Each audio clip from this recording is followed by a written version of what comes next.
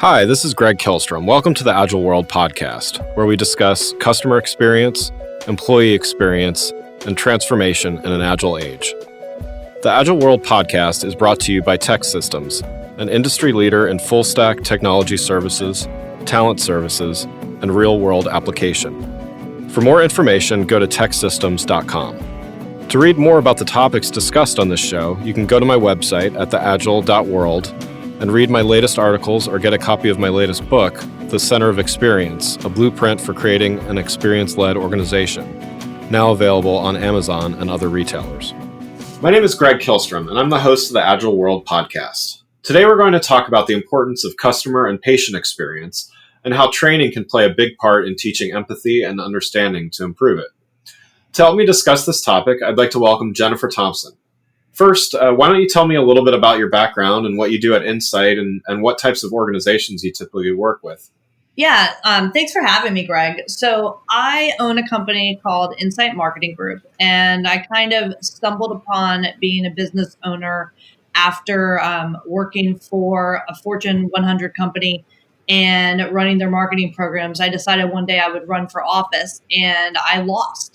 And when I lost, I went into building my own business and eventually found a niche in healthcare. And so fast forward 15 years later, and I've got a solid team, and we really work with independent physician groups as our specialty.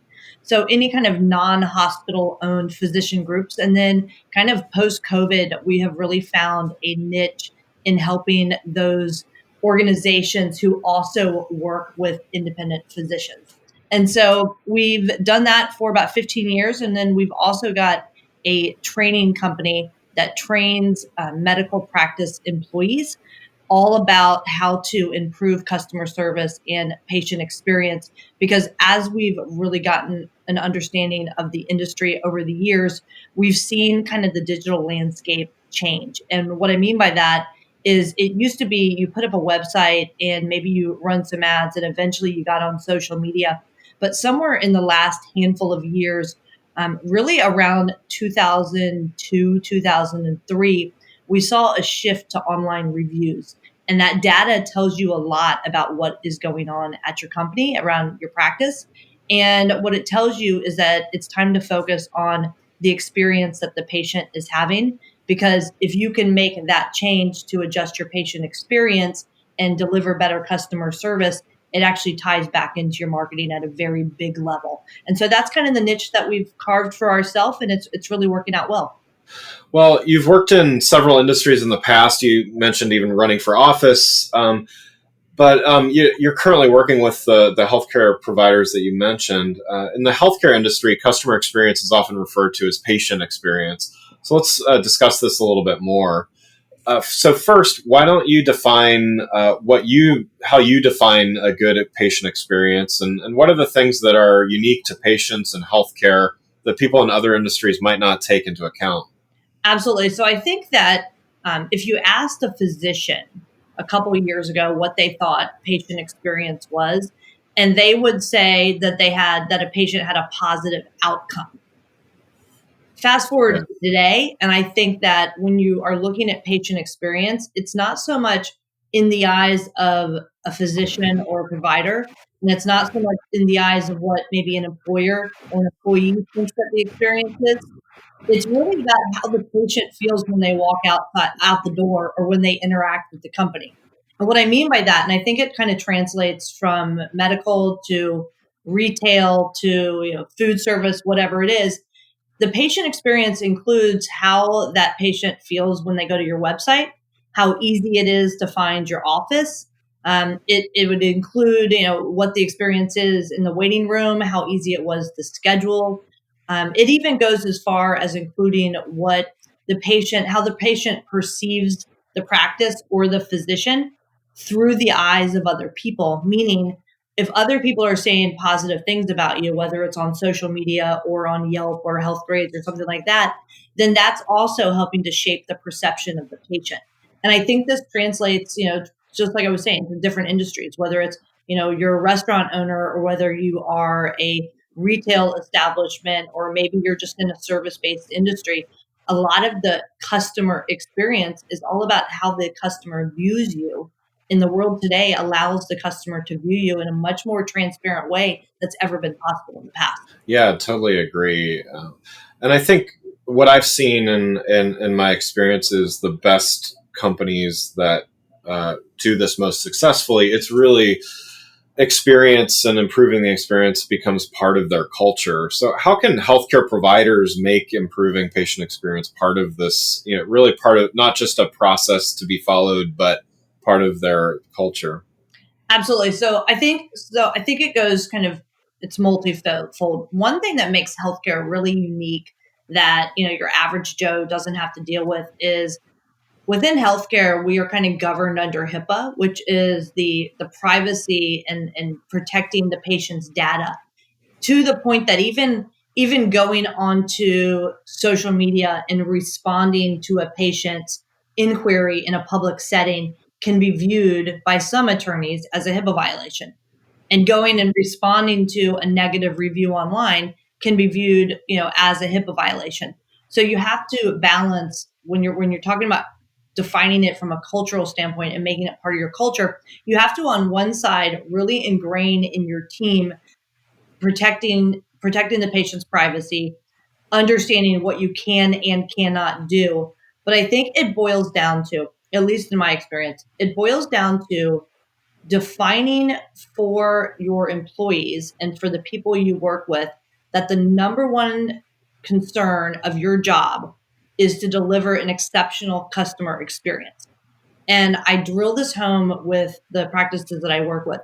Focus on your people and taking care of your people and creating that good culture. And your people will take care of your customers. And so it's constantly, creating whether it's a program or a policy or kind of walking the talk, but just driving home the fact that you've got to focus on your people so that your people will focus on your customers. And if you do that, then the culture is positive and it'll permeate all the way throughout until you even get to the customer themselves or the patient. And if your people are happy, then your patients are going to be happy as a result. Yeah, I totally agree with that. It's got to start on the inside, and it makes it so much easier. I mean, focusing just on the customers without focusing on the employees first, it's really tough to have lasting change. So let's talk about the role of training in creating these great experiences. I know training is something that you do as well. So are most organizations generally receptive to more training, and how have you made that something that your customers are able to adopt both in the short and the long term?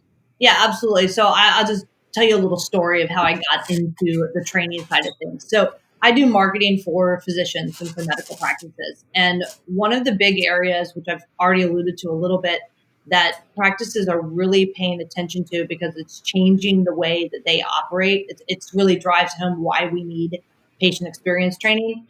And that's these online reviews. And so you've got practices that are getting, decent sized practices. They might be getting 15, 20, 25 reviews a week.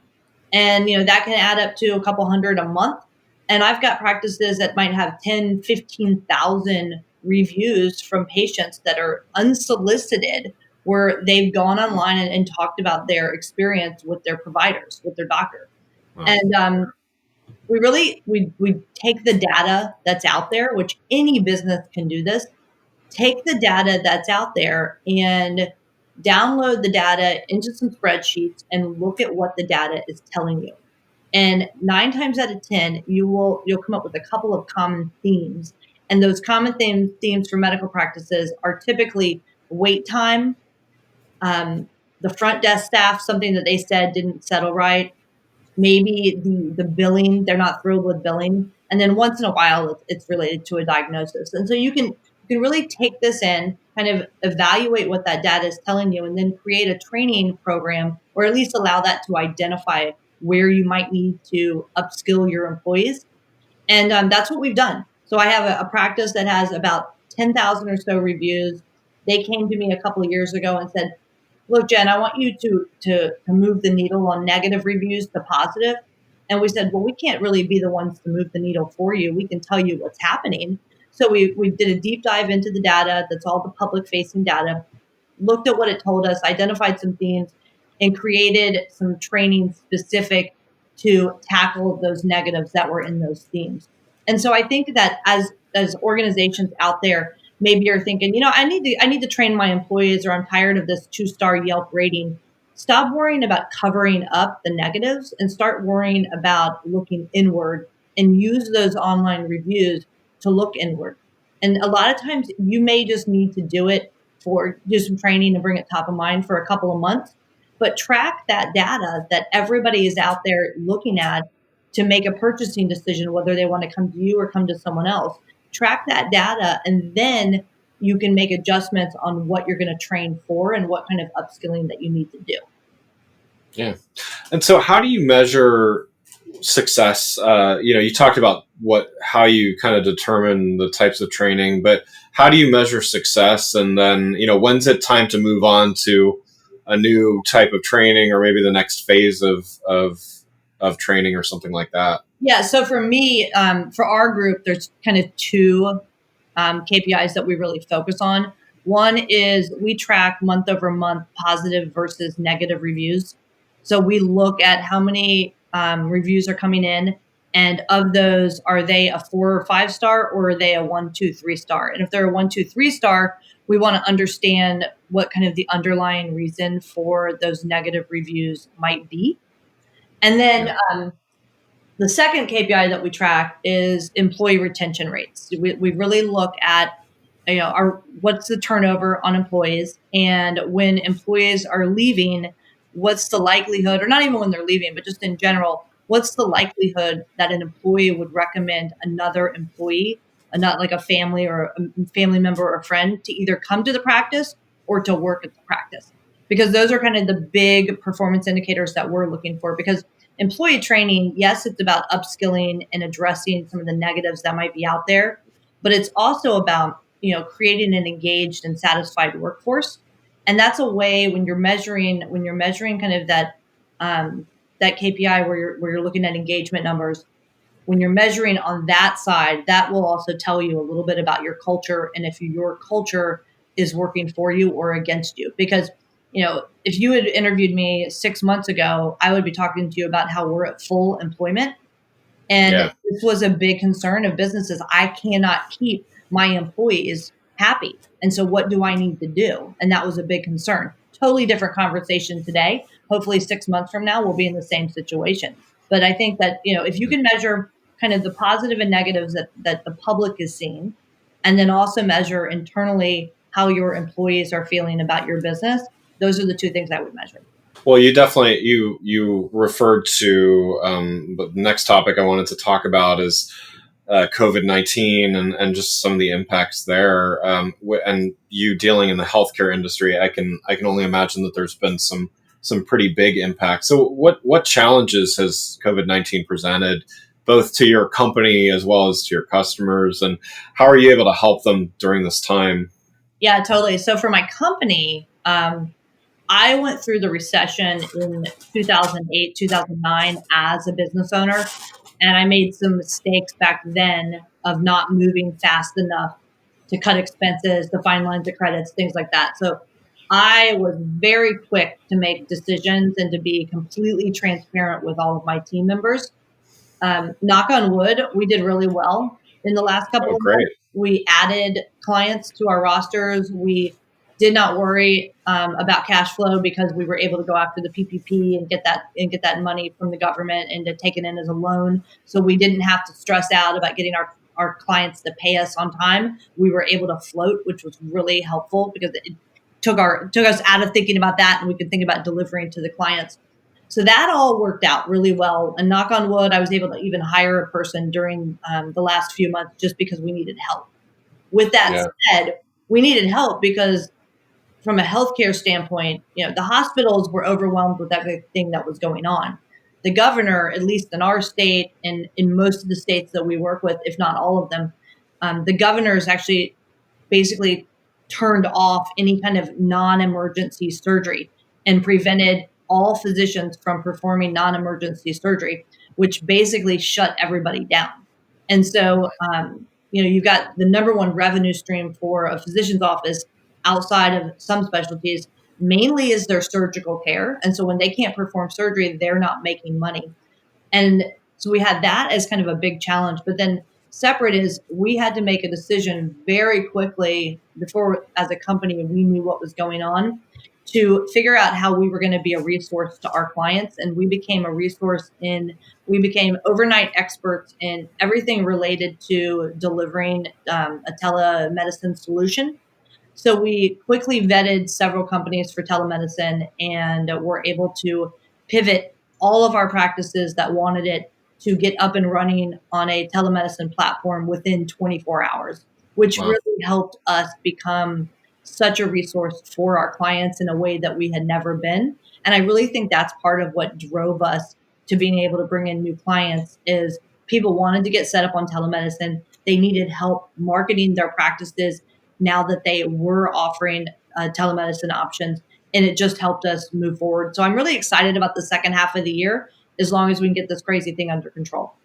Yeah, yeah. Well, and that's just it's so great to hear. I mean, first of all, congrats on your good decisions, and I lived through the 2009 economy as well, and learned plenty of things what not to do. I'll Uh-huh. say then. But I love to see certainly a topic we talk about a lot on the show, the agility of being able to say, okay, listen, we got to focus on telemedicine now, and the fact that you were able to hustle and get that set up so quickly, and not only does that help your business, but it also helps your customers. I mean, that's a win-win, and that's great to hear. Yeah, it was an exciting time, and I think that had I not had the right team in place that understood, look, it was race day, like where you train and Yeah. you train, and we've been training for years, and all of a sudden, holy hell, we have like the races here, and everybody immediately fell into position, and there were no questions. We just kind of everybody assumed our roles, and it just worked out. I wonder though, as we come out of it, at least from my business and my team, if there's going to be like a lull of a little bit of boredom because you work everybody works towards a common goal, and it's Yeah. like everybody's focused on it and you're laser focused and you don't realize how hard you're working because you're just getting it done. And when the whole thing's over, when the race is finally over, you're left wanting for a little something. And so Yeah. now we're kind of figuring out what that's going to look like later on this year. Yeah, yeah. No, that's an interesting. I haven't heard that one, but that's an interesting thing to consider. So yeah, and to your point, only time will tell. Yeah. So yeah. Well, one last question before we wrap up. You inferred this as well, but you have a pretty diverse experience, and according to LinkedIn, even served as mayor of Orange County, Florida, at one point in your career. How has your diversity of experience helped you grow? What advice would you have for others that either are in a position where they're looking for something new, whether that's because they're recently furloughed or just have time to think things through, or just even trying to plan out the next few years in a pretty chaotic time? Yeah, absolutely. So yes, I was mayor of Orange County, Florida for a handful of weeks when, so I was an Orange County commissioner for 8 years. And what that means is I was one of 7 people responsible for making decisions in my community. And it just happens that my community is the number one tourist destination in the world. And we managed about a $4.1 billion budget. So I was one of 7. And we Wow. have a strong mayor system, and we were all term limited out, and she had gotten elected to another position and had to leave early by only a couple weeks. So I happened to be vice mayor that year, and basically I became mayor, but I was not allowed to make a single decision.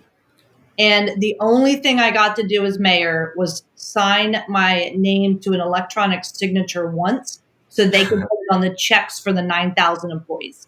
So that was Gotcha. my big stint as mayor. But my 8 years as a county commissioner taught me so much about slowing down and knowing your information. And I think that I tell it to my folks all the time, like, you cannot learn enough, whether it's learn through reading, learn through doing, or learn through experiencing.